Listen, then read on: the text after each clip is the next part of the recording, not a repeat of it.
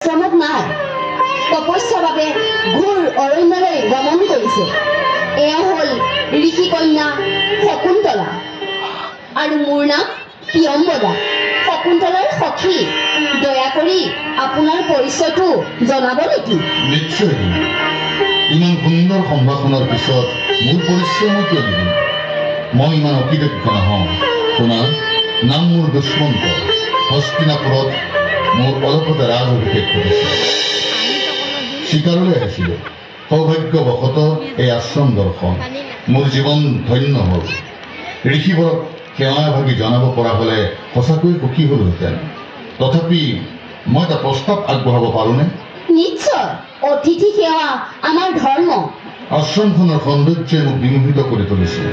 আশ্ৰমৰ এই অপৰূপ ৰূপ লাৱণ্য পালন কৰি অলপ দিন মই ইয়াতে কটাব বিচাৰোঁ।